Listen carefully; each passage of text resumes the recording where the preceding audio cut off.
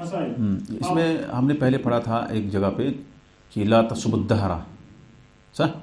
ہم نے پڑھا زمانے کو گالی مت دو، وَأَنَا الدَّهْرُ بِيَدِي الْأَمْرَ أُقَلِّبُ اللَّيْلَ وَالنَّهَارَ، یہ حدیث ہم نے پڑھی تھی، ایک باب پڑھا تھا زمانے کو گالی نہ دو. تو وہاں پر زمانے کو گالی نہ دو وہ عام چیز ہے، یعنی ہر حادثہ جو بھی ہوتا ہے آپ گالی مت دو اس کو، کوئی بھی حادثہ ہوگا. یہاں پر خاص ہے ریح، یعنی ہوا کو گالی مت دو. اس کو اس لیے خاص کیا کیونکہ یا تو اس لیے انہوں نے خاص کیا ہوگا اس کو، اکثر لوگ جو ہے ہوا کو گالیاں دیتے ہیں، یعنی اکثر زیادہ یہ مطلب لوگوں سے یہ سرزد ہوتا ہے، وہ ہوا کو گالی دیتے ہیں. جب ہوا چلتی ہے نا، آندھی چلتی ہے، ہوا طوفان چلتا ہے تو لوگ گالیاں دیتے ہیں. اس سے منع کیا گیا. کیوں؟ کیونکہ ہوا کو چلانے والا وہ کون ہے؟ اللہ ہے. اور اس سے اگر ہوا کو گالی دے گا کوئی تو گویا کہ اس نے اللہ کو گالی دی. اگر اس نے جہل کی وجہ سے گالی دی ہے تو یہ حرام ہے. ویسے اکثر لوگ جہل کی وجہ سے دیتے ہیں، لیکن اگر یہ سمجھ کے اس نے دیا کہ اللہ تعالیٰ جو ہے ہوا کو چلانے والا ہے پھر گالی دیتا ہے، تو وہ بہرحال وہ بھی جو ہے ایسا تو بہرحال بہت نادر ہو سکتا ہے کہ کوئی جانے کہ اللہ تعالیٰ ہوا چلا رہا ہے پھر گالی دے. لیکن اگر کوئی شخص یہ سمجھے کہ یہ ہوا جو ہے بذات خود کام کر رہی ہے، جو کچھ ہو رہا ہے اسی کی وجہ سے ہو رہا ہے، تو یہ ربوبیت میں انکار ہے. کس میں؟ کیونکہ ہم نے توحید ربوبیت کی تعریف کیا پڑھی؟ شاباش.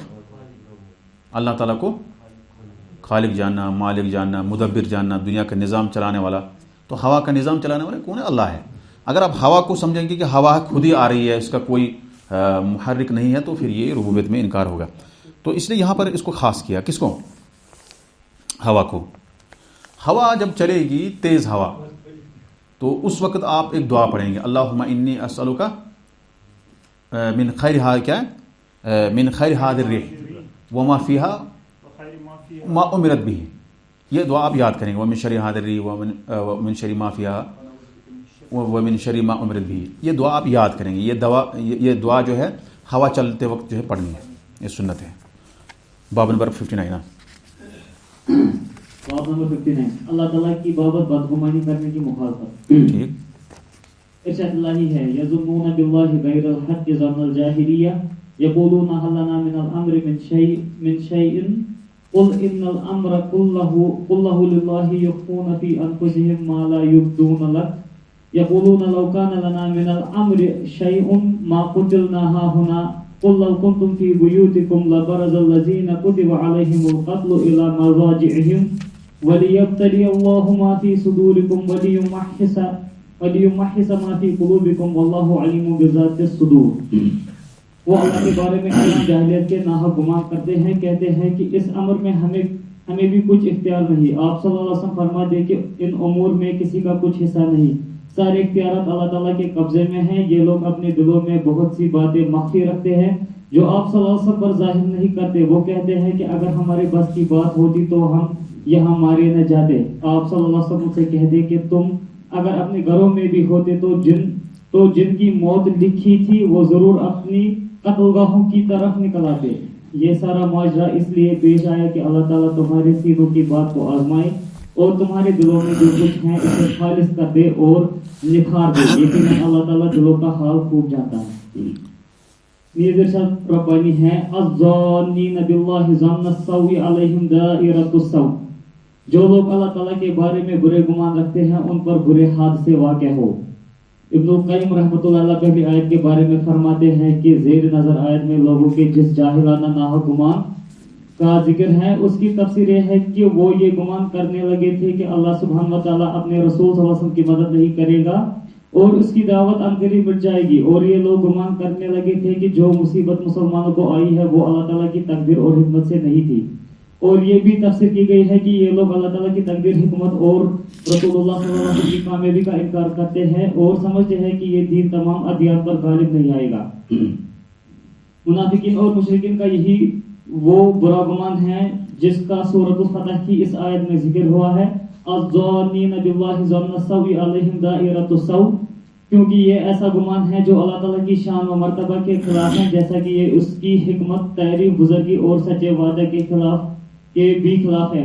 और जो शख्स ये समझे कि अल्लाह ताला बातिल को हक पर दायमी गलबा देगा और उस वजह से हक मिट जाएगा, या जो शख्स ये समझे कि ये फैसला अल्लाह की कज़ा व क़दर से नहीं हुआ, या जो शख्स ये समझे कि अल्लाह की तकदीर काबिल तारीफ हिकमत तामा पर मबनी नहीं, बल्कि ये समझे कि ये महज उसकी मशीयत है, ये काफिरों का गुमान है और उनके लिए जहन्नम की आग का अजाब है। और अक्सर लोग अपने और गैरों से मुतल्लिका कामों में अल्लाह ताला के बारे में सुइज़्ज़न रखते हैं। इस बदगुमानी से सिर्फ वही लोग सलामत रहते हैं जो अल्लाह ताला उसके अस्मा और सिफात और उसकी हिकमत व तारीफ के असबाब को पहचानते हैं। बस हर अक्लमंद शख्स को जो अपनी भलाई चाहता हो, चाहे कि वो मज़कूरा बाला बातों का एहतमाम करे और अल्लाह के हुज़ूर अपनी इस बदगुमानी और सुइज़्ज़नी की माफ़ी मांगे और तौबा व इस्तिग़फ़ार करे। और अगर आप लोगों की बातों पर गौर करें तो आप देखेंगे कि अक्सर लोग तकदीर के बारे में मलामत का पहलू लिए हुए हैं और बेरहमी का शिकार है और तकदीर का शिकवा करते हुए कहते हैं कि फला काम यूं होना चाहिए था और फला यूं। खुद को मिलने वाली अशिया को बाज़ लोग कम ख्याल करते हैं और बाज़ ज़्यादा। आप भी अपना जायजा लें, क्या आप इस बदगुमानी से बचे हुए हैं?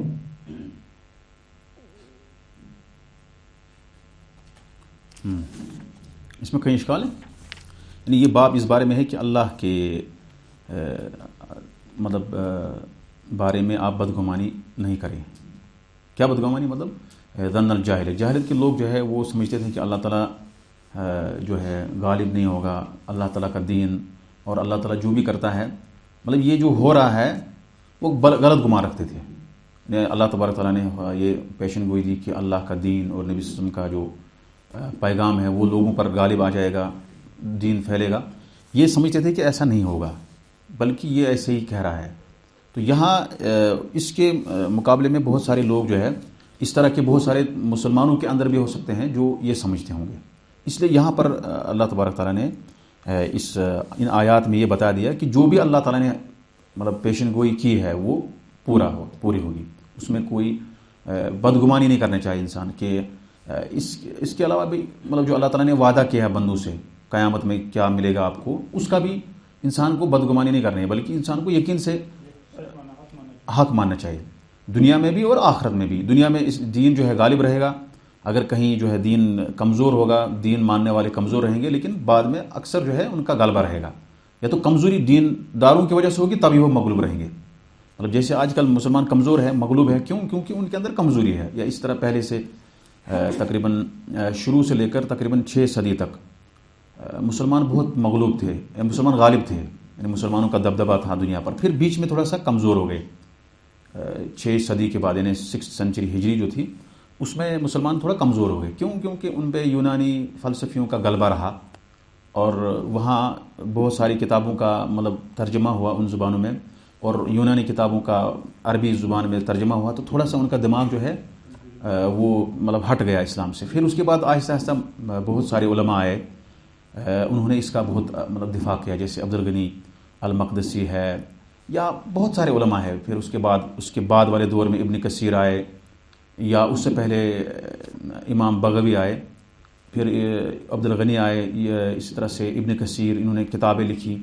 बहुत सारे उलमा आए, इब्न तैमिया, इन्होंने इस्लाम का अच्छा जो है वो तस्वुर पेश किया। इसीलिए आप देखेंगे शेख इस्लाम इब्न तैमिया वो मंतिकियों की भी किताबें पढ़ते थे। क्यों? क्योंकि जवाब देना था। हालांकि ऐसे मंतिकी लोग जो है जिसको आप कहते हैं जैसे लॉजिक है ना, उसको पढ़ना जो है असल में उलमा ने हराम करार दिया है, या फ़लसफ़ा पढ़ना, क्योंकि इससे इंसान का जहन जो है वो यही चीज़ होती है, यानी अल्लाह के बारे में बदगुमानी हो जाती है। या कोई भी चीज़ होगा तो आप कहेंगे वही ज़न्नल जाहिलिया, जाहिलियत का एक जन आपके जहन में आ जाएगा जो भी फ़लसफ़ा पढ़ता है। इसलिए किसी भी मुसलमान के लिए ये जायज़ नहीं है कि वो फ़लसफ़ी किताबें पढ़ें या इस सब्जेक्ट को ले लें। इस सब्जेक्ट को लेना ही असल में जो है दावत देना है उस गुमराही को जो फ़लसफ़ा पढ़ता है ना। अभी मतलब सब्जेक्ट इस वक्त मतलब इस पर लोग MA PhD करते हैं, फ़लसफ़े में करते हैं कि फ़िलासफ़ी, ये आपको अल्लाह से दूर करेगा। ये सब्जेक्ट जो है एक मुसलमान को नहीं लेना चाहिए। इसके अलावा इतने सब्जेक्ट्स हैं, आप बेहतर है कि आप चाइना की ज़ुबान ले लो, जापानी वो ले लो, लेकिन इस तरह का नहीं लो। क्यों? क्योंकि इससे आपका ये जहन पे आहिस्ता आहिस्ता असर कर रहा है। उसके एक स्टेप्स होते हैं। अब देखेंगे आप یہاں پہ امام غزالی نے بھی تھوڑا سا فلسفہ پڑھا ہے، یا ابن رشد ہے ہمارے پاس ایک عالم ابن رشد، انہوں نے کتاب لکھی ہے بدایت المجتہد، ابن رشد بدایت المجتہد، وہ فلسفی بھی تھے، فلسفیوں کا غلبہ اس پر رہا، اس لیے انہوں نے عقیدے میں کئی جگہ پہ خطا کیا۔ اب آپ دیکھیے ابن القیم یا ابن تیمیہ اور ان کے شاگرد ابن القیم یہ بچ گئے، کیونکہ ان کا مقصد، ان کے پاس اصول یعنی مضبوط تھے، اصول ان کے مضبوط تھے، یہ جانتے تھے کہ کیا کرنا ہے، پھر انہوں نے پڑھا تاکہ رد کریں۔ اگر اس طرح کوئی پڑھتا ہے پہلے پورا مضبوط ہے وہ، اب کوئی کسی کو دین کا پتہ ہی نہیں، وہ فلسفی پڑھ رہا ہے تو وہ گمراہ ہو جائے گا یقینی طور پر، اس کا کوئی مطلب اس پر کوئی شک نہیں ہے۔ یہاں آپ دیکھیں گے اللہ تبارک تعالیٰ نے ابن تیمیہ کو بہت زیادہ قوت بیان دیا تھا، قوت بیان سمجھتے نا، قلم اور بیان دونوں جو ہے اس کا مضبوط تھا۔ اس کے شاگرد ابن القیم وہ صوفی تھے، پہلے ابن القیم صوفی تھے ایک زمانے میں، پھر بعد میں جو ہے وہ ابن القیم کے اثر سے وہ چھوڑ دیا اس نے صوفیت۔ ابن القیم کیا تھے اصل میں؟ صوفی تھے، بعد میں وہ صحیح منہج پہ آئے، لیکن سبب کون بنا؟ سبب تو اللہ بنا، لیکن ذریعہ بنا کون؟ توفیق تو اللہ نے دی، لیکن ذریعہ ابن تیمیہ بنا، کیونکہ ابن تیمیہ کے پاس یہ ساری چیزیں ذہن میں تھی کہ کیا کرنا ہے۔ اسی لیے یہ جو جاہلیت کا جو ظن الجاہلیہ مطلب کیا ہے کہ جاہلی لوگ اصل میں عقل سے ہی دین کو سمجھتے ہیں، ان کو صرف عقل چاہیے اور کچھ نہیں، جو عقل میں آئے گا وہی ہونا چاہیے۔ اس لیے آپ کوئی آدمی ہوگا اگر اس کو سمجھائیں گے، آپ کتنا بھی سمجھو گے عقل نہیں مانتی، تو دین میں عقل کا جو ہے دخل نہیں ہے، عقل سے دین جو سمجھنا ہے لیکن عقل کو مقدم نہیں کرنا ہے۔ اس لیے ان لوگوں نے، جو لوگ اس طرح سے سمجھتے ہیں، انہوں نے عقل کو مقدم کر دیا، لیکن ہمارے اہل سنت والجماعت کے ہاں نقل مطلب یعنی قرآن و سنت مقدم، اس کے بعد عقل اس کے تابع ہے، یعنی عقل سے آپ دین سمجھ سکتے ہیں لیکن عقل سے آپ حق کو نہیں پہنچ سکتے۔ تو یہاں جو جاہلیت کے لوگ جو تھے اب کہنے لگے کہ اگر گھر میں ہوتے یہ تو مارے نہیں جاتے، گویا کہ گھر میں اگر انسان رہے گا کیا وہ بچ سکتا ہے؟ آپ کو موت آ جائے گی جہاں بھی ہو، وَلَوْ كُنْتُمْ فِي بُرُوجٍ مُشَيَّدَةٍ، اگر کتنے بھی سخت مضبوط عمارت میں بھی ہوں گے آپ تو آپ کو موت وہاں پہنچ جائے گی۔ اب بہت سارے لوگوں نے ایسا کیا، انہوں نے عمارت بنائی مضبوط تاکہ موت ہمیں نہ آئے، لیکن موت آ جائے گی، پھر وہیں مطلب کچھ ایسا اللہ تعالیٰ سبب پیدا کرتا ہے، اسی مطلب وہ مر جاتے ہیں، کیونکہ ٹائم جو ہے موت کا ایک اٹل وہ فیصلہ ہے۔ اسی لیے امام محمد بن عبد الوہاب نے اس کے بعد تقدیر کا باب باندھا، منکرین تقدیر کا بیان۔ کیونکہ پہلے انہوں نے بتایا کہ یہ جاہلیت کے لوگ ایسا سمجھتے تھے، پھر مشرکین مکہ بھی جب جنگ میں مسلمان جاتے کہ اگر ہمارے پاس ہوتے تو نہیں مارا جاتے، لیکن اللہ تعالیٰ نے ان کا انکار کر دیا۔ کیا کہا؟ وَقُلْ لَوْ كُنْتُمْ فِي بُيُوتِكُمْ لَبَرَزَ الَّذِينَ كُتِبَ عَلَيْهِمُ الْقَتْلُ إِلَىٰ مَضَاجِعِهِمْ، یعنی وہیں آپ کو موت آ جاتی، وہیں وہ جو ہے نکل جاتے، گھر میں جو ہے آپ رہو یا میدان میں رہو، آپ کسی نہ کسی جگہ پہ آپ کو مر جانا ہے۔ تو ایک تو یہ چیز ہے، دوسرا یہ کہ اللہ تعالیٰ کے بارے میں مسلمانوں کو کسی بھی چیز میں بدگمانی نہیں ہونی چاہیے۔ مثال پڑھے تھوڑا، ہاں کیا ہے مسئلہ میں دیکھا نہیں اس کو، ہاں یہ چھوڑے 3۔ اس سے یہ بھی ثابت ہوتا ہے کہ بدگمانی کی بہت سی صورتیں ہیں جن کا شمار ممکن نہیں۔ اس بدگمانی سے وہی شخص محفوظ رہ سکتا ہے جو اللہ تعالیٰ کے اسماء و صفات کی پہچان کے ساتھ ساتھ اپنے نفس کی معرفت سے بھی بہرہ مند ہو۔ بہت صورتیں کیا ہے بدگمانی کی، یعنی جو آپ ایک غلط اعتقاد رکھیں گے تو اس سے کئی صورتیں پیدا ہوں گی، یعنی آپ سمجھیں گے کہ اللہ تعالیٰ الیاذ باللہ ہم پر مطلب جو ہے وہ نظر رکھے ہی نہیں ہے، یہ دنیا ایسی چل رہی ہے، اس کا کوئی نظام نہیں چل رہا ہے، اس کا کوئی چلانے والا نہیں ہے، اس کا کوئی کارساز نہیں ہے، تو اس اعتبار سے بہت سارے گمان جو ہے ذہن میں آ جائیں گے۔ یعنی جو کچھ دنیا میں ہو رہا ہے وہ اللہ کی مرضی سے ہو رہا ہے، اللہ تعالیٰ کے افعال سے ہو رہا ہے، یعنی اللہ تعالیٰ کرتا ہے تبھی ہوتا ہے، جتنی بھی دنیا میں چیزیں ہوتی ہے۔ اب اگر آپ کہو گے کہ اللہ تعالیٰ کا اس میں کوئی دخل ہی نہیں ہے، اور اسی طرح سے اگر کوئی مصیبت آپ کو آئے آپ اللہ ناراض ہو جائیں گے، کہیں گے یہ نہیں ہونا چاہیے۔ ایسے مسلمان کو بھی ہوتا ہے کہ کوئی مصیبت آئے تو وہ کہہ رہے کہ ایسا نہیں ہونا چاہیے، ایسا اگر نہیں ہوتا تو ایسا ہوتا۔ یہ ساری چیزیں جو ہے بدگمانی کی صورتیں ہیں۔ بدگمانی کی صورت آپ کو سمجھ آئی کیا ہے؟ کیا شاباش، شبہات میں پڑھنا، شکوک میں پڑھنا، اور مطلب تقدیر سے ایمان کم رکھنا، کمزور، مطلب یہ کرنا کہ سارا جو بھی ہے نا، یعنی آپ سمجھو یعنی آپ جو ہے ایسا کر رہے ہیں جیسے آپ انکار کر رہے ہیں، ساری چیزوں کا انکار کر رہے ہیں آپ، نہ کوئی یہاں پہ آئے گا، نہ قیامت کی نشانی آئے گی، نہ یہ ہوگا، کچھ نہیں ہوگا، یعنی یہ صورتیں ہیں بدگمانی کے اللہ سے۔ اور جب آپ مطلب جب کوئی مرنے لگے اس کو کوئی خیال ہی نہیں ہوگا کہ مجھے اللہ کرے گا ٹھیک نہیں کرے گا، جہاں کیا کرے گا مجھے پتہ نہیں، وہ سمجھے گا کہ مجھے کچھ پتہ نہیں مجھے کیا ہوگا. ایسی ہونا ہو گیا نہیں اللہ کا کوئی رول نہیں. جی بالکل. یعنی اب کوئی مرنے کے قریب آئے گا وہ اس وقت مایوس ہو جائے گا، وہ کہے گا مجھے مطلب پتہ نہیں کیا ہوگا، کہاں جاؤں گا میں. اس کو یہ سمجھ نہیں کہ وہ کہاں جائے گا، جنت میں جہنم میں، وہ مایوس ہو جائے گا. تو یہ جو ہے بدگمانی ہے اللہ کے ساتھ. کیا ہے یہ بدگمانی ہے کہ اگر انسان مایوس ہو جائے گا، اللہ کی رحمت سے مایوس ہونا، اللہ سے امید نہیں رکھنا، یہ سارے مایوسی کی صورتیں ہیں. ہم تقدیر پڑھیں گے، اس سے ہمیں بہت ساری وضاحت ہو جائے گی اس کے بارے میں. اس جاہلیت کا جو ظن ہے کیا ہے، سو یہ ظن یعنی حکمت اللہ جو کرتا ہے حکمت اس میں نہیں ہے، اللہ تعالیٰ حکیم نہیں ہے، بہت ساری چیزیں ہیں. یہ بدگمانی ہے. کیا اللہ حکیم نہیں؟ یعنی اللہ نے آپ کو بیمار کیا، بیماری دی، آپ کہہ رہے ہیں کہ بھئی یہ کیوں مجھے ہوا ایسے. آپ بہت پریشان ہو رہے ہیں، کبھی کبھی جو ہے آپ گالیاں دیتے ہو، کبھی کبھی جو ہے بیمار جو ہے شخص گالیاں دیتا ہے. بہت سارے ایسے لوگ ہیں جو اللہ کو سیدھا گالی دیتے ہیں، کہہ رہے اس نے مجھے ایسا کیوں کیا. تو ایک آدمی ایسا بھی کہتا ہے کہ میں نے کون سا گناہ کیا تھا مجھے ایسا آپ نے رکھا. تو یہ سارے بدگمانی ہے. کس کے ساتھ؟ یہ اللہ کے ساتھ بدگمانی ہے. نا امید ہونا، اللہ یہ سمجھنا کہ کچھ نہیں ہوگا، یہ ایسے ہی. یعنی آپ جو ہے آپ کا دل مطمئن نہیں ہے، تذبذب میں ہے، تذبذب میں ہے. اللہ سے کچھ امید نہیں ہے آپ کو. جو آپ کو اللہ نے دیا ہے، مال دیا، اس پہ بھی آپ راضی نہیں ہیں، بدگمانی کر رہے ہیں کہ مجھے مال کیوں کم دیا. تو یہ ساری چیزیں جو ہے جاہلیت کا گمان ہے اور اللہ کے ساتھ بدظنی کرنا ہے. تو مزید تقدیر کے بارے میں آ جائے گا کہ جس میں یہ ہوگا کہ اللہ تعالیٰ جو کچھ کرتا ہے وہ حکمت پر مبنی ہوتا ہے. یعنی سب سے پہلے جو اصل میں کیا ہوا یہاں میں اصل وہ چھیڑنا نہیں چاہتا تھا. کچھ لوگ ایسے ہیں کہ کہتے ہیں کہ اللہ تعالیٰ کے جو کام ہے یہ حکمت پر مبنی نہیں ہے. اس کو کہتے ہیں افعال اللہ، اللہ کے کام حکمت پر مبنی نہیں ہے.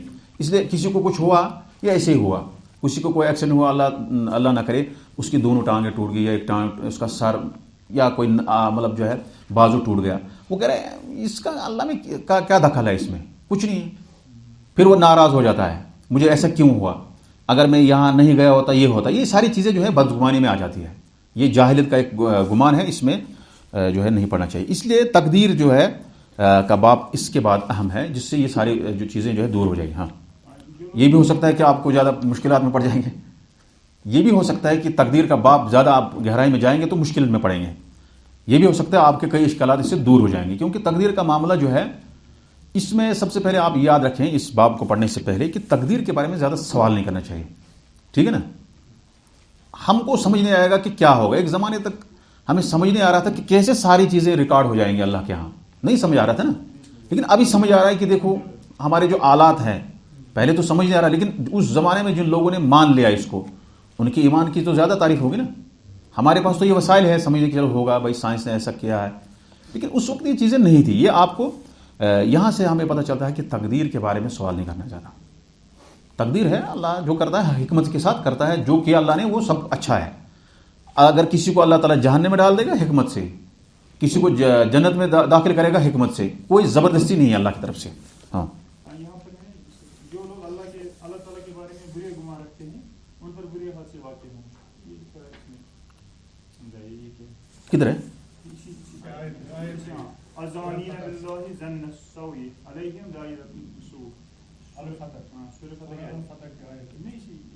اس میں کیا ہے؟ ہاں ہاں کیا ہے اس میں؟ جو لوگ اللہ تعالیٰ کے بارے میں برے گمان رکھتے ہیں ان پر برے حادثے واقع ہوں. ہاں یہ تھوڑا سا مطلب ان کے لیے یہ ہاں مطلب یہ ان کے لیے ایسا ہوگا، مطلب بالکل بالکل بالکل. یا ایک دعا ہے ان کے لیے، ایسا ہوگا، ایسا ہوتا ہے. مطلب یہ ہے ضروری نہیں کہ دنیا میں ان کو ہو بھی گا ایسے، لیکن آگے ان کے لیے یہ ہے بد دعا ہے.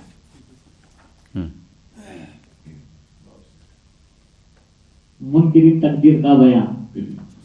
حضرت عبداللہ بن عمر رضی اللہ تعالیٰ عنہما فرماتے ہیں والذی نفس ابن عمر بیدہ لو کان لأحدہم مثل احد ذہبا ثم انفقه في سبيل الله ما قبله الله منه حتى يؤمن بالقدر ثم استدل بقول النبي صلى الله عليه وسلم الإيمان أن تؤمن بالله وملائكته وكتبه ورسله واليوم الآخر وتؤمن بالقدر خيره وشره. उस ज़ात की कसम जिसके कब्जे में अब्दुल्ला बिन उमर रज़ियल्लाहु अन्हुमा की जान है, अगर किसी के पास ओहद पहाड़ के बराबर भी सोना हो और वो उसे अल्लाह की राह में खर्च कर दे तो इसका ये अमल अल्लाह ताला के हाँ उस वक्त तक कबूल ना होगा जब तक कि वो तकदीर पर ईमान न लाए। फिर उन्होंने अपनी इस बात पर तकदीर नबी सल्लल्लाहु अलैहि वसल्लम का ये इरशाद पेश किया कि ईमान ये है कि तू अल्लाह ताला इसके फरिश्तों, उसकी किताबों, उसके रसूलों, क़यामत के दिन और अच्छी बुरी तकदीर पर ईमान लाए। और हजरत उबादा बिन सामित रज़ियल्लाहु तआला अन्हु ने अपने बेटे से कहा, या बुनय्या इन्नका लन तजिद तअमल ईमान हत्ता तअलम अन मा असाबका लम यकुन लियुख्तिअका व मा अख्तअका लम यकुन लयुसीबक। समिअतु रसूलल्लाह सल्लल्लाहु अलैहि वसल्लम यक़ूल इन्ना अव्वल मा खलक़ल्लाहु अल-क़लम फ़क़ाल लहू उक्तुब फ़क़ाल रब्बि व माज़ा क़ाल उक्तुब मक़ादिर कुल्ल शैइन हत्ता तक़ूम अस्साअ। या बुनय्या समिअतु रसूलल्लाह सल्लल्लाहु अलैहि वसल्लम यक़ूल मन माता अला गैरि हाज़ा फलैसा मिन्नी। बेटा तू उस वक्त तक लज़्ज़त ईमान से लुत्फ़ अंदोज़ नहीं हो सकता जब तक ये यकीन न कर ले कि जो तकलीफ तुझे पहुंचने वाली है वो तुझसे कभी टल नहीं सकती, और जो नहीं पहुंची वो कभी तुम तक पहुंच नहीं सकती। मैंने रसूलुल्लाह सल्लल्लाहु अलैहि वसल्लम को ये फरमाते हुए सुना कि अल्लाह ताला ने सबसे पहले कलम पैदा फरमाया और उसे लिखने का हुक्म दिया। उसने कहा, ऐ मेरे रब क्या लिखूं? अल्लाह ताला ने फरमाया, क़यामत तक आने वाली हर चीज की तकदीर लिख दे। बेटा मैंने रसूलुल्लाह सल्लल्लाहु अलैहि वसल्लम को ये फरमाते सुना कि जो शख्स उस अकीदे के अलावा किसी दूसरे अकीदे पर मारा वो मेरी उम्मत में से नहीं। और अहमद की एक रवायत में है, इन्ना अव्वल मा खलक़ल्लाहु तआला अल-क़लम फ़क़ाल लहू उक्तुब फ़जरा फी तिल्का साअति मा हुवा काइनुन इला यौमिल क़ियामह। अल्लाह ताला ने सबसे पहले कलम को पैदा फरमाया और उसे लिखने का हुक्म दिया, चनाच उसने उसी वक्त क़यामत तक होने वाली हर बात लिख दी। और इसके बाद की एक रिवायत में है, अल्फाज में ये अल्फाज हैं कि रसूलुल्लाह सल्लल्लाहु अलैहि वसल्लम ने फरमाया, फमन लम युमिन बिल क़द्रि खैरिही व शर्रिही अहरक़हुल्लाहु बिन्नार। जो शख्स अच्छी बुरी तकदीर पर ईमान नहीं लाया अल्लाह ताला उसे दोज़ख में जलाएगा। इब्न दैमी ने एक मकाम पर कहा, अतैतु उबय इब्न कअब फ़क़ुल्तु फ़ी नफ्सी शैउन मिनल क़द्र फ़हद्दिसनी बिशैइन लअल्लल्लाह युज़हिबुहु मिन क़ल्बी फ़क़ाल लौ अनफ़क़्त मिस्ल उहदिन ज़हबा क़दलहुल्लाहु मिनका हत्ता तु'मिना बिल क़द्र व तअलम अन्ना मा असाबका लम यकुन लियुख्तिअक व मा अख़्तअक लम यकुन लियुसीबक व लौ कुन्ता अला गैरि हाज़ा लकुन्ता मिन अहलिन नार। क़ाल फ़अतैतु अब्दुल्लाह इब्न मसऊद व हुज़ैफ़ा इब्न अल-यमान व ज़ैद इब्न साबित फ़कुल्लुहुम हद्दसनी मिस्ल ज़ालिका अन नबी सल्लल्लाहु अलैहि वसल्लम। मैं हज़रत उबय बिन काब रज़ियल्लाहु अन्हु की खिदमत में हाजिर हुआ और मैंने कहा, मेरे दिल में तकदीर के बारे में कुछ खदशात है, आप कोई हदीस बयान फरमाए ताकि अल्लाह ताला मेरे दिल से उन खदशात को खत्म कर दे। तो हज़रत उबय बिन काब रज़ियल्लाहु अन्हु ने फरमाया, अगर तुम ओहद पहाड़ के बराबर भी सोना खर्च कर दो तो तुम्हारा ये अमल उस वक्त तक कबूल न होगा जब तक कि तुम तकदीर पर ईमान न लाओ।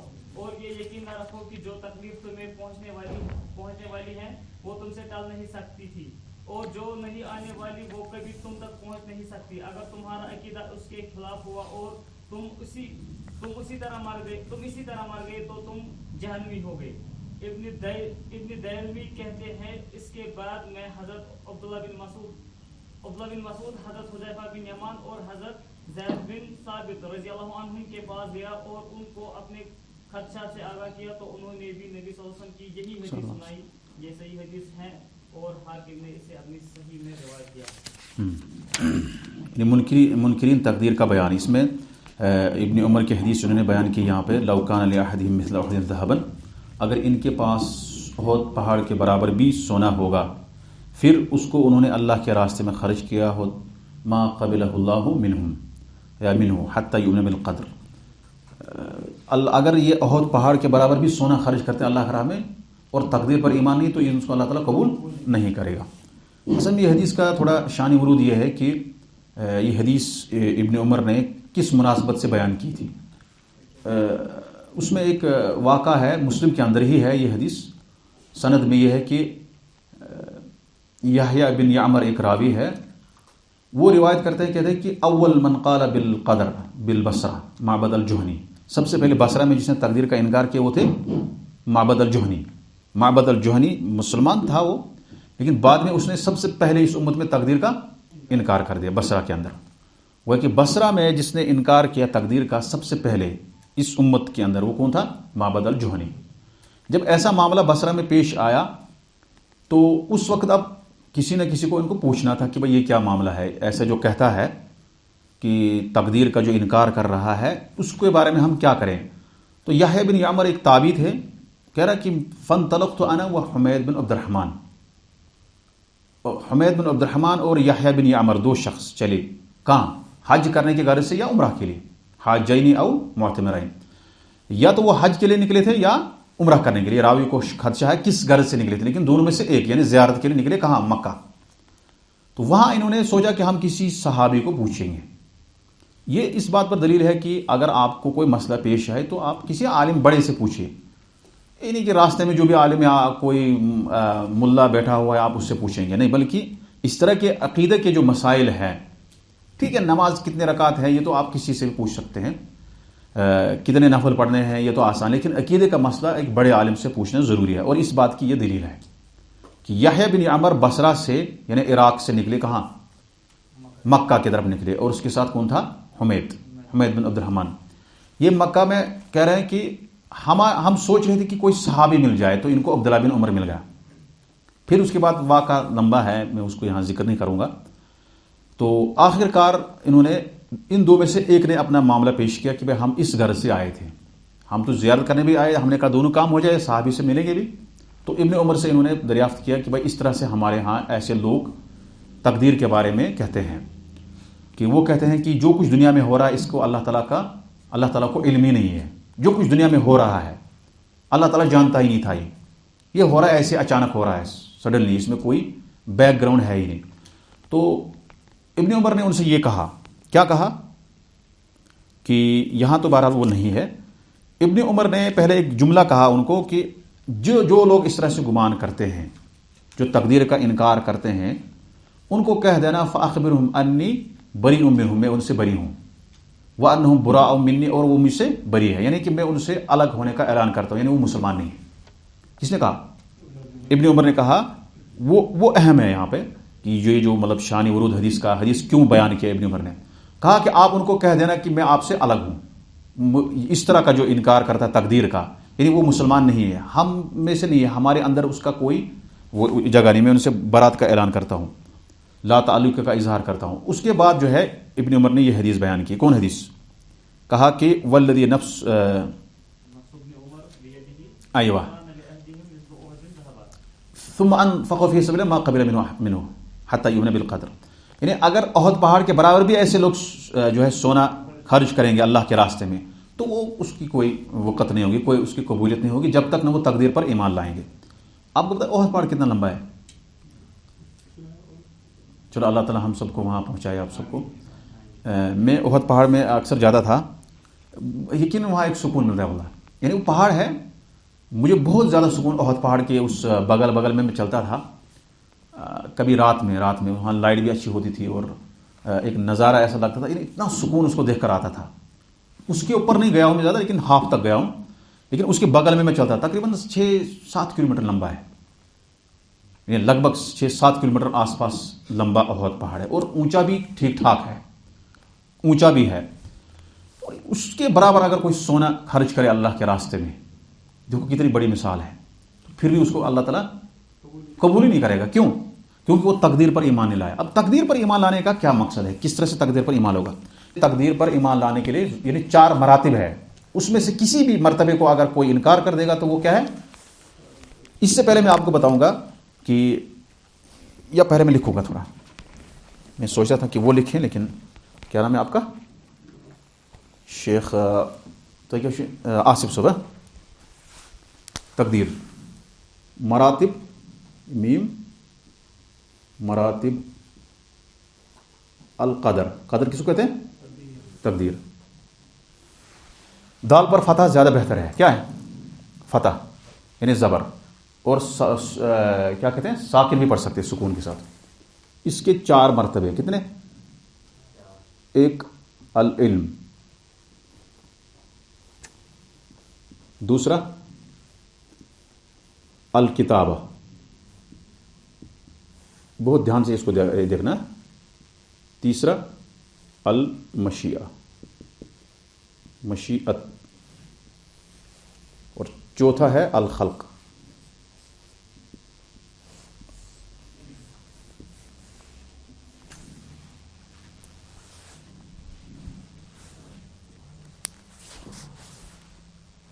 کیا ہے؟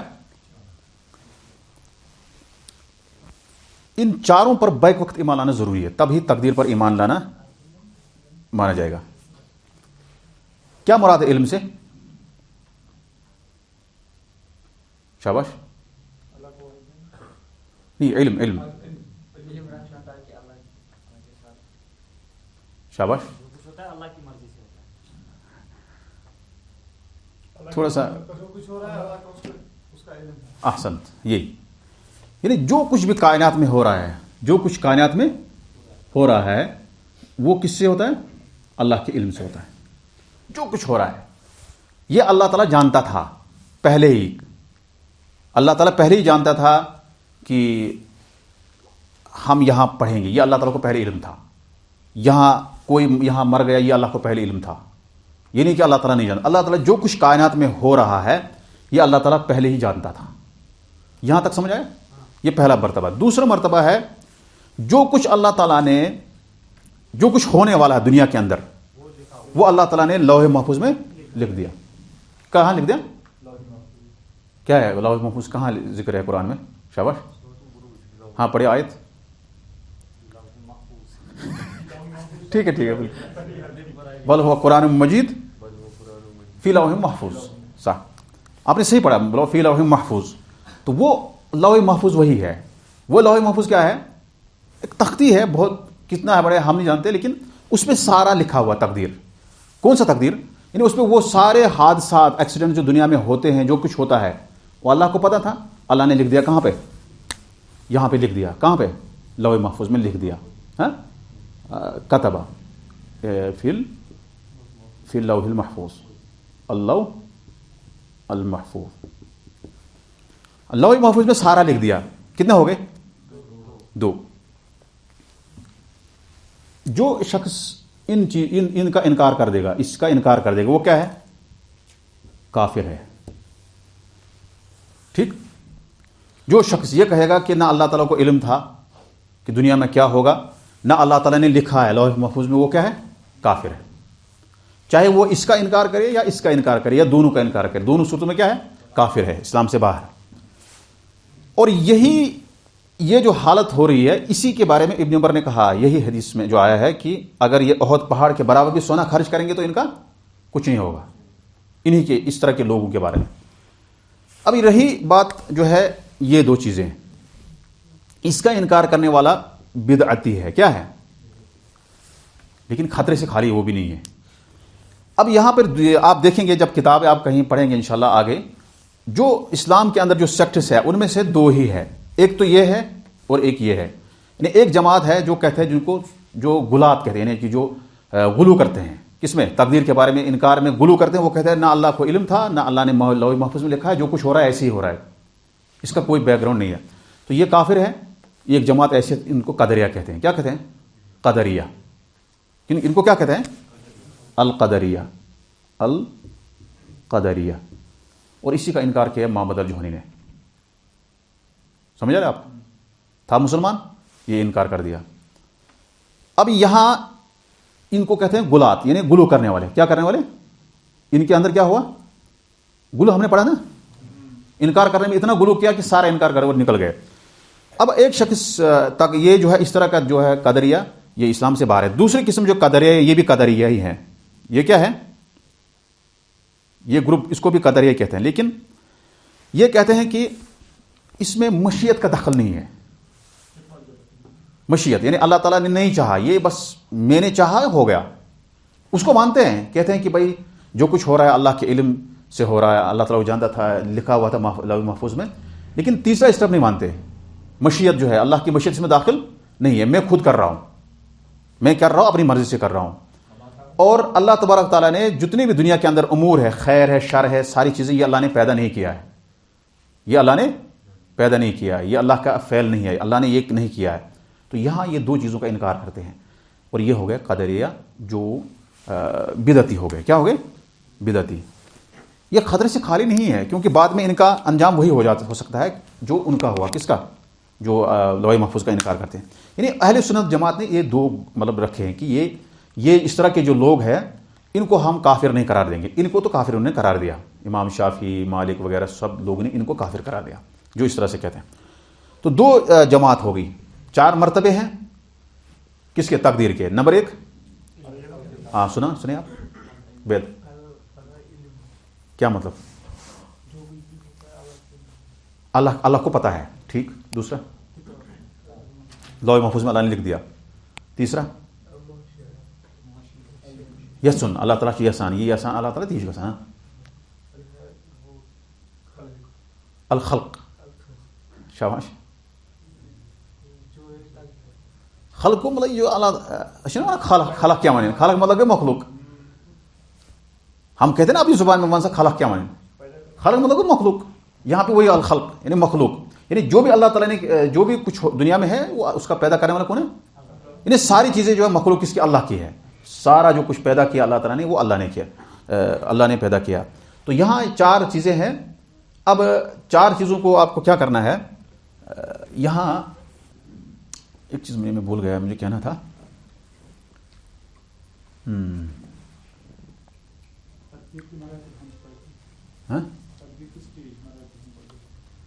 میں بھول گیا، مجھے ایک اہم بات کرنی تھی، میں بھول گیا عبید صاحب کو دیکھ کر. ہاں تو العلم علم، کتابت، مشیہ اور خلق، یہ تو میں نے کہا کافر ہیں، یہ تو قدریہ اس طرح سے ہیں.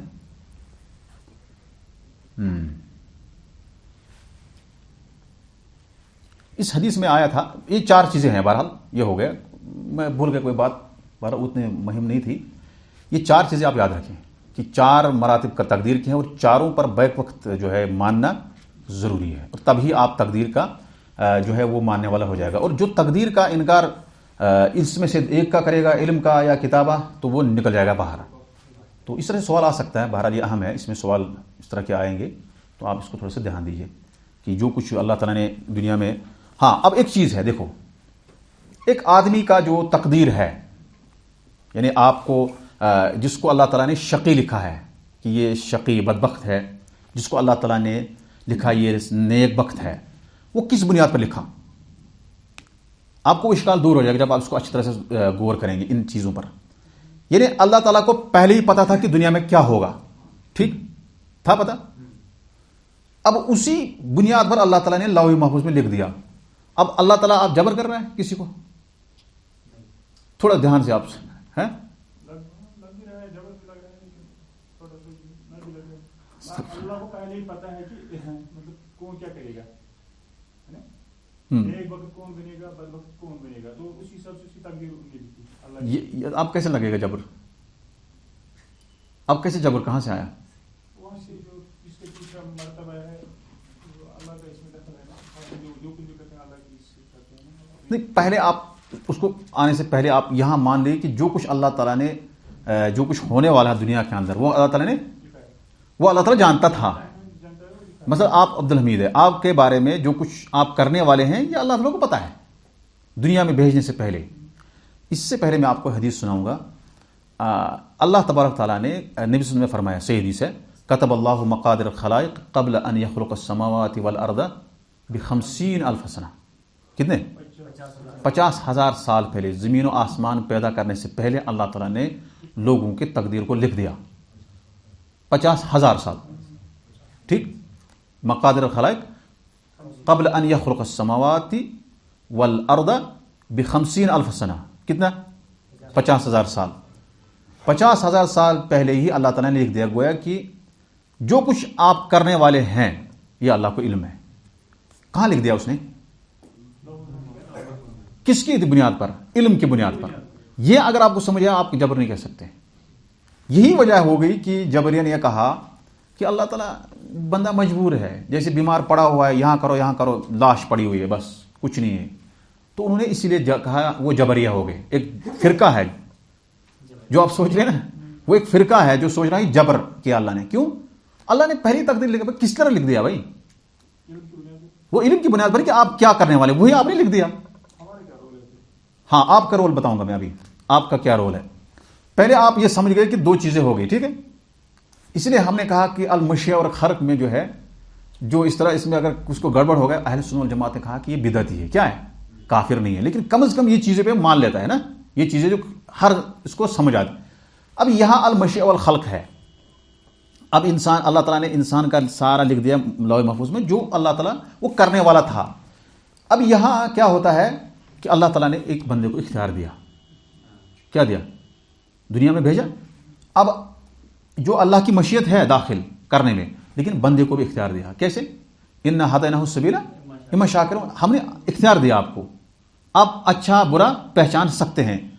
لیکن اگر آپ جو ہے اچھا راستہ اختیار کرنے کی کوشش کر رہے ہیں، آپ کو اللہ تعالیٰ مدد کر رہا ہے اس میں.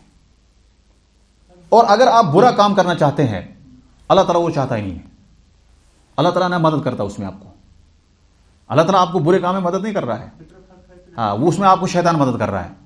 لیکن وہاں مشیت وہی داخل ہے. اسی لیے مشیہ جو ہے یا ارادہ جو ہے اللہ تعالیٰ کا، اس کی دو قسمیں ہیں: ارادہ کونیہ، ارادہ شرعیہ. ارادہ کونیہ مطلب ہوتا ہے کہ اللہ تعالیٰ نے یہ چاہا، جو کچھ ہو رہا ہے دنیا، اللہ تعالیٰ نے سب پیدا کیا، جو کچھ ہو رہا ہے اللہ کی مرضی سے ہو رہا ہے، لیکن اللہ تعالیٰ کو پسند نہیں ہے وہ. یہ اللہ تعالیٰ کو پسند نہیں. جیسے مطلب ہمارے پاس مطلب کچھ جانور ہے، ہمیں پسند ہے وہ، اللہ تعالیٰ کو بھی کچھ جانور پسند نہیں ہے. اللہ تعالیٰ نے ان کو پیدا کی کیونکہ وہ اس کے اندر ایک حکمت ہے، ہم نہیں جانتے. بہت سارے لوگ آپ کہیں گے جو ولڈ وہ ہوتا ہے نا، مطلب جانوروں کو جو رکھتے ہیں، وہ کہتے ہیں بھائی ریچھ کو نہیں مارو کیونکہ اس کا بھی فائدہ ہے. کہتے ہیں شیر کو مارو کیوں، اس کا فائدہ ہے. بھائی ہمارے نزدیک تو یہ تو موذی جانور ہے کہ نہیں، لیکن وہ فائدہ ان کو نظر آیا، ان کو فائدہ نظر آ رہا. اسی طرح سے یہاں پر جو مشیت ہے، اللہ تبارک و تعالیٰ بندے کو جب آپ صحیح راستے پہ جاؤ گے، آپ اللہ تعالیٰ مدد کرے گا. ارادہ جو آپ کا ارادہ ہوگا، آپ جب ارادہ کرو گے آپ کو مدد کرے گا. آپ برا ارادہ کرو گے آپ کو اللہ تعالیٰ مدد نہیں کرے گا، شیطان. آپ ارادہ اچھا کرو گے تو نماز پڑھنے کا ارادہ کیا آپ نے، اللہ تعالیٰ آپ کو مدد کرے گا اس میں. وہی ہوتا ہے فَكُلٌّ اعْمَلُوا فَكُلٌّ مُيَسَّرٌ لِمَا خُلِقَ لَهُ. نبی صلی اللہ علیہ وسلم فرمایا آپ عمل کرتے رہو، چھوڑنا نہیں ہے عمل، کیونکہ ہر ایک آدمی کے لیے وہی آسان ہوگا جس کے لیے وہ اللہ نے اس کو پیدا کیا. اب دوسری مثال یہ ہے کہ آپ گھر میں آپ سمجھیں گے اس طرح سے کہ تقدیر کو آپ سمجھنا ہے تو گھر اپنے اوپر آپ فٹ کر سکتے ہیں اس کو کہ آپ گھر میں بیٹھے رہیں گے تو رزق آئے گا؟ نہیں آئے گا. آپ کیوں نکل رہے ہیں باہر؟ کیوں نکل رہے ہیں؟ کیونکہ آپ کہہ رہے ہیں کہ میں تلاش کروں گا. جب اللہ نے پہلے لکھ دیا ہے بھائی تقدیر میں رزق آپ کو کتنا ملے گا، آپ گھر میں نہیں بیٹھیں گے، آپ کو کرنا ہے. بس آپ کا رول ہے کیا؟ کرنا ہے. پھر آپ جو ہے سارے تقدیر پر نہیں آپ لگا سکتے. ہم نے پہلے تقدیر پر پڑھا نا کہ کس طرح سے موسیٰ نے آپس میں گفتگو کی تھی، وہ پڑھا تھا نا. میں موسیٰ اور آدم علیہ السلام نے آپس میں جو ڈسکشن ان کو ہوئی تھی، ہم نے پڑھا تھا. اس کو زیادہ نہیں پڑھیں گے ہم کیونکہ ٹائم ہمارے پاس نہیں ہے. ہاں، مطلب اتنا ٹائم نہیں ہے کہ کوئی شخص یہ نہیں کہہ سکتا ہے کہ یہ وہ بدکاری کرے گا، چوری کرے گا، کہے گا یہ تقدیر میں لکھا ہوا تھا. ایسا نہیں ہے، ایسا نہیں ہے. کیونکہ آپ نے جو کام کیا ہے وہ آپ کو سزا ملے گی. کیوں؟ کیونکہ آپ نے ارادہ کیا. اس میں اللہ کی مدد شامل حال نہیں ہے، اس میں شیطان آپ کو مدد کر رہا ہے. جیسے اللہ نبی صلی اللہ علیہ وسلم فرمایا المرأۃ اذا خرجت من بیتها استشرفها الشیطان. عورت جب گھر سے نکلتی ہے تو شیطان اس کو بڑا خوبصورت بنا کے دکھاتا ہے لوگوں کو. ہوتی نہیں ہے وہ، لیکن شیطان کیا کرتا ہے؟ اس کو سجاتا ہے کہ بھائی دوسرا آدمی جب اس کو دیکھتا لگتا ہے اس کو اچھی ہے، حالانکہ وہ اچھی ہوتی نہیں ہے. تو یہ آپ کو شیطان ان چیزوں میں عمل کرتا ہے، دخل کرتا ہے. المشیہ آپ سمجھے کہ جو بھی میں کر رہا ہوں یہ اللہ کی مشیت سے کر رہا ہوں. ایسا نہیں کہ آپ جیسے ہم نے ابھی تک پڑھا کہ آپ ہر چیز کو اپنی طرف منسوب نہیں کرو، بلکہ آپ کہو کہ یہ اللہ تعالیٰ کی طرف سے ہے. آپ کو اللہ کوئی نعمت دیتا ہے، آپ کہیں اللہ نے دیا ہے، کیونکہ دینے والا کون ہے؟ اللہ ہے. لیکن آپ نے تھوڑا سا کام کیا، بس تھوڑا سا آپ نے جو ارادہ کیا وہ اس کو آپ نے اللہ تعالیٰ نے آپ کا مدد کیا. اس کے بعد جو ہے خلق مطلب ہے کہ جتنی بھی مخلوق ہے، خیر ہے شر ہے، سارا اللہ نے پیدا کیا.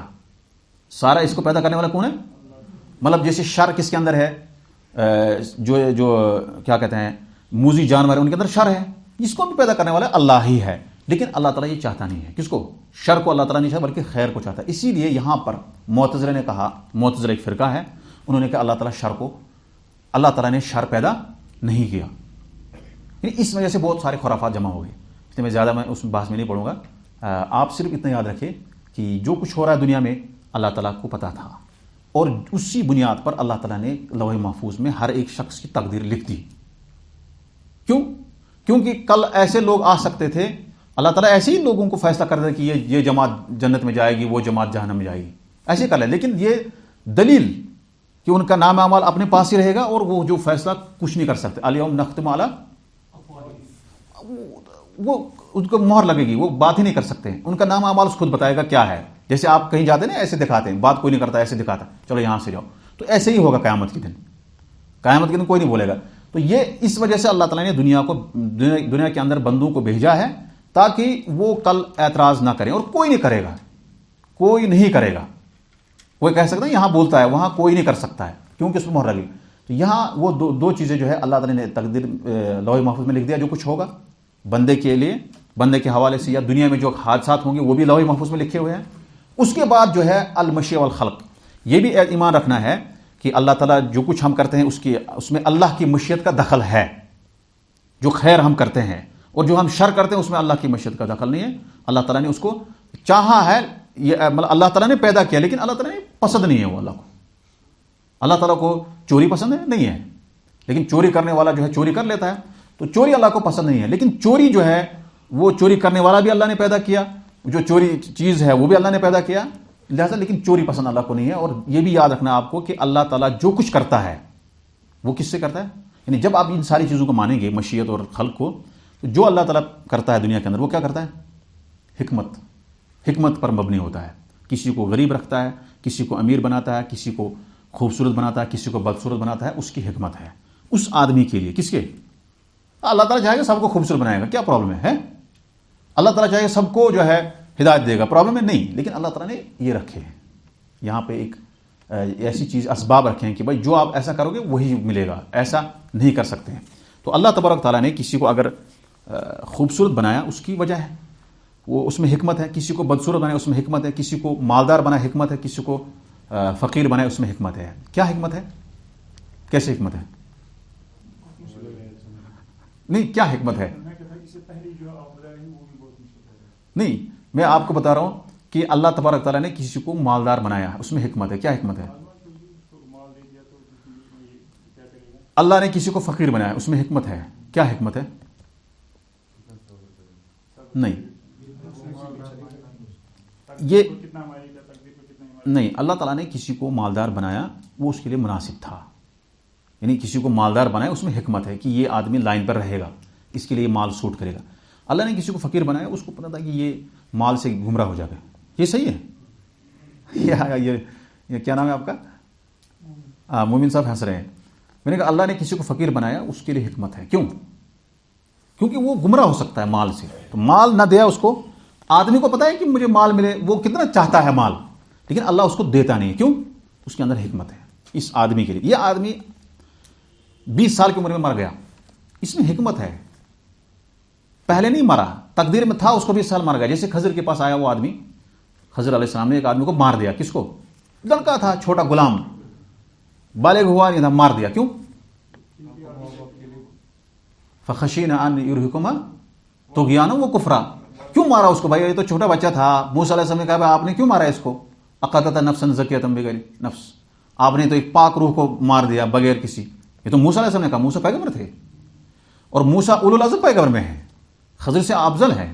خضر کے بارے میں اختلاف ہے کہ یہ پیغمبر تھے نہیں تھے. چلو تب پیغمبر مانتے، لیکن موسیٰ علیہ السلام اولو العزم پیغمبر میں سے کتنے ہیں؟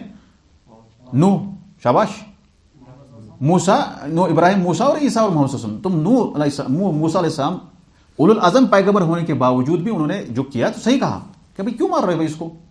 یہ تو چھوٹی ابھی پاک روح ہے، یہ تو معصوم ہے. تو پھر جو ہے خضر علیہ السلام نے وجہ بتائی. کیا بتایا؟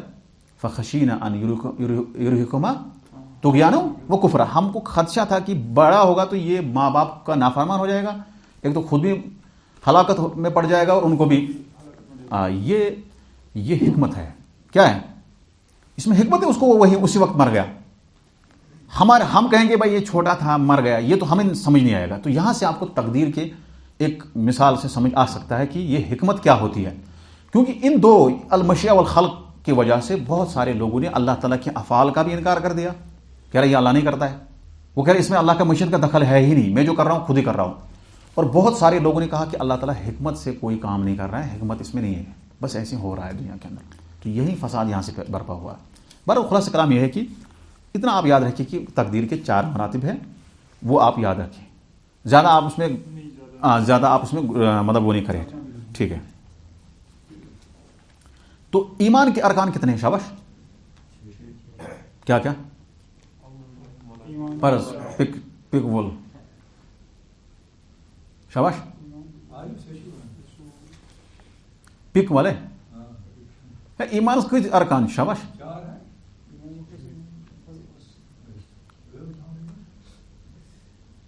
شاباش. دیکھو یہ یاد کرو، یہ حدیث میں ہے نا ونس ایمانس کت ارکان کت رکن ایمانک. اچھا اسلام کت یہ ایمان ہم کت اہم گوڑ ایمان کی گوڑ اسلام؟ ایمان اہم کتنے؟ شاباش. والیوم الآخری والقدری خیرہ وشرہ من اللہ تعالی. یہ آپ کیوں پڑھتے ہیں؟ جیسے آپ پڑھتے ہیں نا آمنت باللہ، میں نے ایمان لایا کس پر؟ اللہ پر، و ملائکتہ فرشتوں پر، و کتبہ کتابوں پر یعنی قرآن وغیرہ، و رسلہ رسولوں پر، و ملائکہ کس پہ؟ والیوم الآخر آخرت کے دن پر، قیامت میں جو کچھ ہوگا، والقدری تقدیر پر، خیرہ و شرہ چاہے تقدیر میں شر ہو چاہے خیر ہو، من اللہ کس کی طرف سے؟ یہ اللہ تعالیٰ. پھر اس کے بعد والبعث بعد الموت، یہ تھوڑا اضافہ ہے. تو تقدیر پر ایمان لانا کتنا رکن ہے؟ یہ 6. 7 کہاں سے آیا یار؟ لگتا ہے کہ آخر میں جو ہے ہم بھول جائیں گے. تقدیر ایمان کی کتنے ارکان ہیں؟ 6. اللہ پر ایمان لانا شاباش. فرشتوں پر ایمان لانا، اگر کوئی شخص جبریل کا انکار کرے وہ کافر، جیسے یہودی کرتے ہیں. ٹھیک ہے.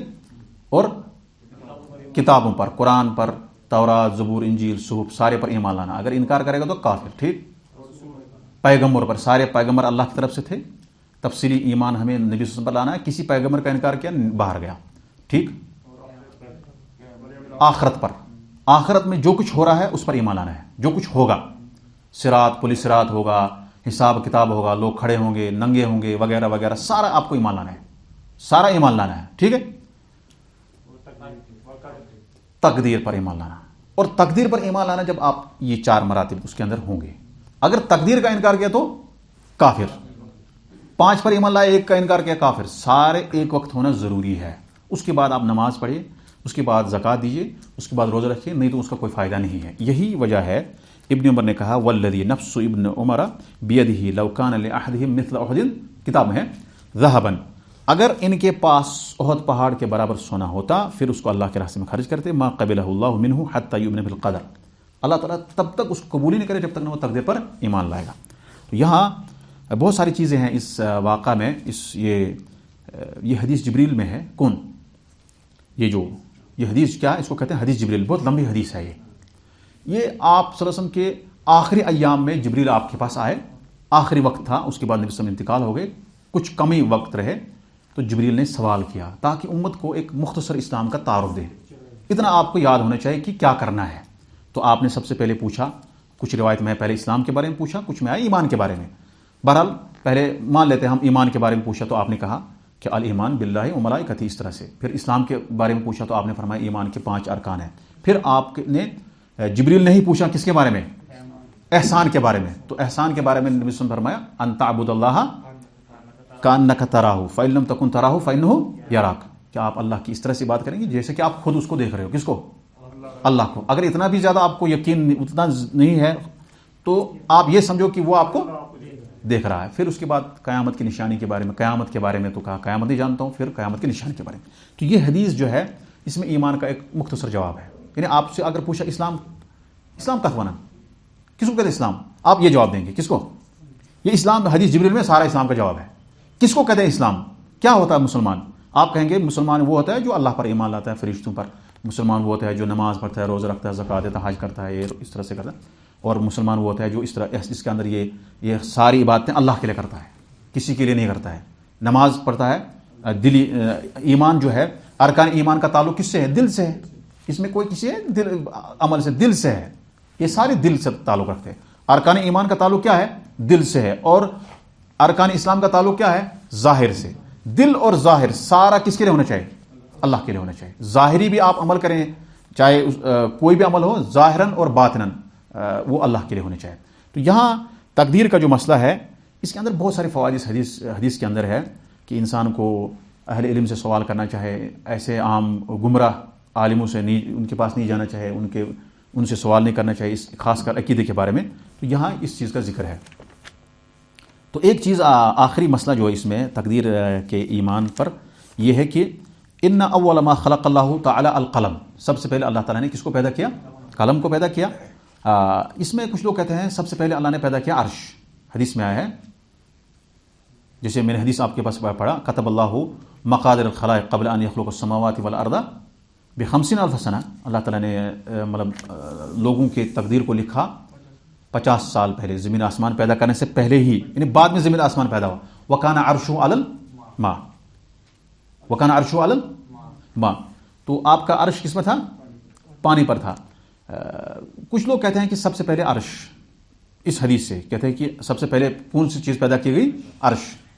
کچھ لوگ کہتے ہیں سب سے پہلے قلم. لیکن اقرب قول مجھے لگتا ہے سب سے پہلے عرش پیدا کیا گیا، اس کے بعد قلم. کیونکہ یہاں پر اصل میں ان اول ما خلق اللہ تعالی القلم فقال اکتب، یعنی یہاں پر کچھ لوگ کہتے ہیں کہ جب اللہ نے جس وقت جب بھی اللہ نے قلم کو پیدا کیا تو اس کو کہا آپ لکھو. یعنی جس وقت اللہ نے پیدا کیا تو کہا لکھو. یہ نہیں کہ اللہ نے قلم ہی پہلے پیدا کیا. یعنی جب اللہ نے قلم پیدا کیا کہا لکھو. یہ نہیں کہ اللہ سب سے پہلی مخلوق ہے یہ قلم. یہ بات آپ کو سمجھ آئی میں کیا کروں؟ یعنی ان اول ما خلق اللہ القلم، یعنی جب اللہ نے قلم کو پیدا کیا تو اس کو یہ کہا کہ سب سے پہلے جب اللہ نے قلم کو پیدا کیا کہا آپ لکھو. جو ہی پیدا کیا کہا لکھو. یہ مقصد ہے اور یہی زیادہ اقرب ہے کہ سب سے پہلے عرش پیدا کیا گیا، اس کے بعد قلم. کچھ لوگ کہتے ہیں اس عالم میں قلم پیدا کیا گیا، اس عالم میں یہ ہے. بہرحال اس میں کوئی خاص زیادہ لا یسمن ولا یغنی من جوع. عرش پہلے ہوگا، قلم پہلے ہوگا، ہمیں اس سے کوئی پرابلم نہیں ہے. لیکن اشکالات آ جاتے ہیں کیونکہ یہ حدیث میں ہے عرش پیدا کیا، یہ میں ہے دوسری میں کیا ہے قلم پیدا کیا. تو آپ کو تھوڑا سا اشکال میں نے آپ بتا دیا کہ تاکہ اشکال نہ رہے. تو اس وجہ سے کیونکہ تقدیر کا ہی مسئلہ ہے. ہاں اکتب ما هو کائن الی یوم القیامہ، پھر اللہ نے قلم سے کہا کہ آپ لکھو جو قیامت تک ہونے والا ہے. تو یہ یہاں پر ہے. یہاں پھر دوسرا واقعہ انہوں نے بیان کیا، ابی بن کعب سے کے پاس آئے ابن دہلوی کہتے ہیں، پھر انہوں نے بھی ان کو یہی کہا کہ بھائی تقدیر پر ایمان نہیں لاؤ گے تو کچھ نہیں ہوگا. تو تقدیر پر ایمان آنا بہت ضروری ہے. تقدیر پر کیا؟ ساری چیزوں پر آنا ہے. آخرت پر، پیغمبروں پر، فرشتوں سے بغض نہ رکھنا یہ بڑی چیز ہے. کیونکہ ہم نے پہلے کہا کہ کچھ لوگ فرشتوں سے بغض رکھتے ہیں. کسی کو جبریل سے چڑ ہے، کسی کو ملک الموت سے چڑ ہے کہ نہیں؟ اب ملک الموت سے بھائی فرشتہ ہے وہ، آپ کسی بھی فرشتے پہ آپ کو بغض نہیں رکھنا ہے. کیوں؟ من کانا عدو للہ وملائکتہ ہے نا، وہ سورہ بقرہ میں آیت ہے فإنہ عدو للکافرین، وہ ہے کہ وہ کافر مانا جائے گا جو فرشتوں کو دشمنی کرتا ہے. تو یہاں تقدیر کا معاملہ ہم ختم کرتے ہیں. آپ مسائل پڑھیں، آپ کو شک نہیں ہونا چاہیے. ہاں تقدیر پر ایمان لانا فرض ہے. ہاں آپ جائیں. تقدیر پر ایمان لانا فرض ہے. ٹھیک. تقدیر پر ایمان لانے کی کیفیت کیا ہونی چاہیے؟ ٹھیک. تقدیر پر ایمان نہ لانے والے شخص کے اعمال برباد ہو جاتے ہیں. جس شخص کا تقدیر پر ایمان نہ ہو وہ لذت ایمان سے لطف اندوز نہیں ہو سکتا. اس چیز کا ذکر ہوا جسے اللہ تعالیٰ نے سب سے پہلے پیدا کیا. اس چیز کا بیان ہے کہ قلم تک ہونے والے تمام امور لکھ ڈالے. تقدیر پر ایمان نہ لانے والے سے حضرت صلی اللہ علیہ وسلم کی بیزاری اور لا تعلقی کا بیان. اس سے یہ بھی ثابت ہوا کہ سلف صالحین شبہات پیدا ہونے کی صورت میں اہل علم کی طرف رجوع کیا کرتے تھے اور ان کی بابت ان سے پوچھا کرتے تھے. اہل علم نے تقدیر کے متعلق ان کے تمام شبہات کا جواب دے کر ان کا ازالہ کر دیا ہے اور اپنے دلائل کو براہ راست رسول اللہ صلی اللہ علیہ وسلم کی طرف منسوب کیا. بس یہاں ٹھیک ہے. وآخر دعوانا الحمدللہ رب العالمین.